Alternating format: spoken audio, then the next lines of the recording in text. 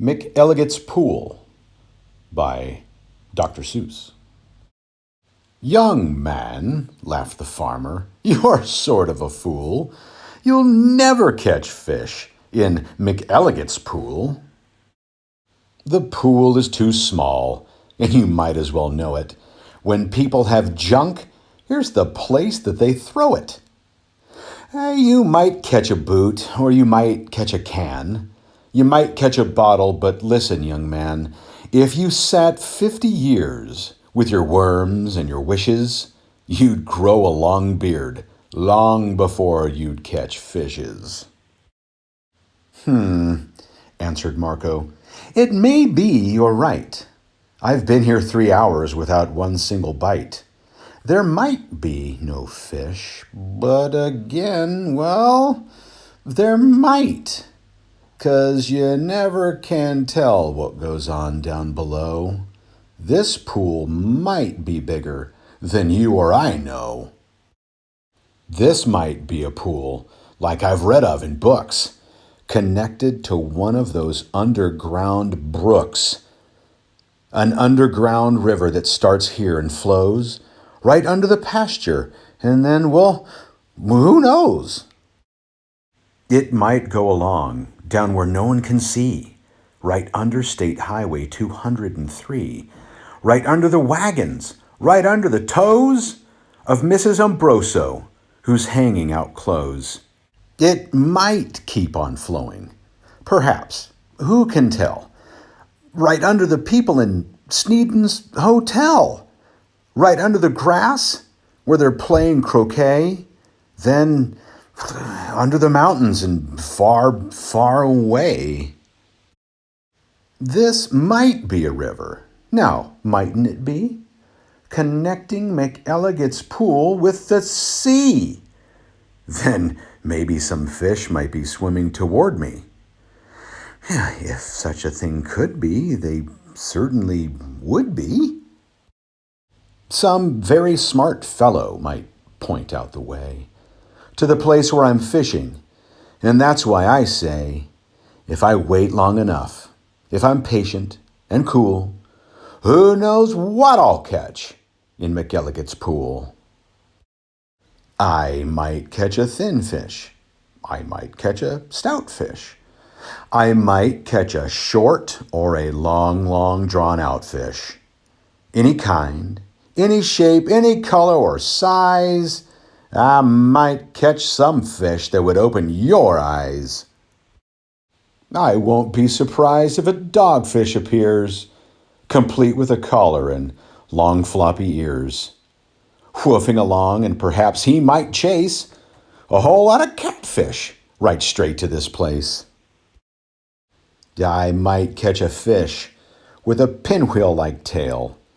I might catch a fish who has fins like a sail.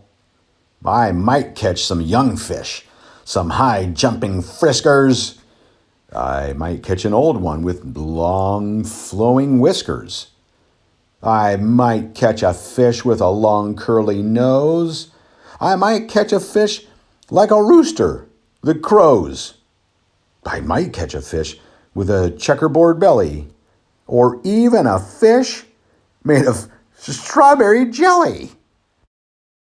I might catch a seahorse. Now, mightn't I now? I might catch a fish who is partly a cow. Ooh, some fish from the tropics, all sunburned and hot, might decide to swim up. Well, they might they not? Racing up north for a chance to get cool? Full steam ahead for McElligot's pool. Some Eskimo fish from beyond Hudson Bay might decide to swim down, might be headed this way. It's a pretty long trip, but they might, and they may. I might catch an eel. Well, I might. It depends. A long, twisting eel with a lot of strange bends, and oddly enough, with a head on both ends. One doesn't catch this kind of fish as a rule, but the chances are fine in McElligot's pool. I might catch a fish with a terrible grouch, or an Australian fish with a kangaroo's pouch. Who wants to catch small ones like mackerel or trout? Say, I'll catch a fish with such a long snout that he needs an assistant to help him about. If I wait long enough, if I'm patient and cool, who knows what I'll catch in McElligot's pool. Some roughneck old lobster, all gristle and muscle, might grab at my bait. Then I'd have a tussle. To land one so tough might take 2 or 3 hours. But the next might be easy.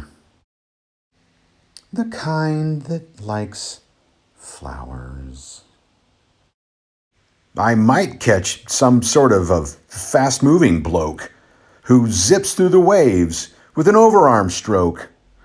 I might, and I may, and that's really no joke. A fish even faster. A fish, if you please, who slides down the sides of strange islands on skis. He might ski on over and pay me a visit. That's not impossible, really. Now, is it? Some circus fish. Fish from an acrobat school. Might stage a big show in McElligot's pool. Or I might catch a fish from a stranger place yet, from the world's highest river in far-off Tibet, where the falls are so steep that it's dangerous to ride 'em. So the fish put up chutes, and they float down beside 'em. From the world's deepest ocean, from way down below, from down in the mud where the deep divers go, from down in the mire and the muck and the murk, I might catch some fish who are all going glurk. Whales. I'll catch whales. Yes, a whole herd of whales, all spouting their spouts and all thrashing their tails.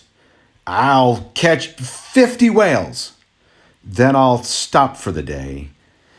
'Cause there's nothing that's bigger than whales, so they say. Still, of course, it might be that there is something bigger. Some sort of a, kind of a thingamajigger. A fish that's so big, if you know what I mean, that he makes a whale look like a tiny sardine. Oh, the sea is so full of a number of fish. If a fellow is patient, he might get his wish. And that's why I think that I'm not such a fool when I sit here and fish in McElligot's pool. Oh dear. Unfortunately, that's the end of the book. Trademark, copyright 1947, Random House, New York.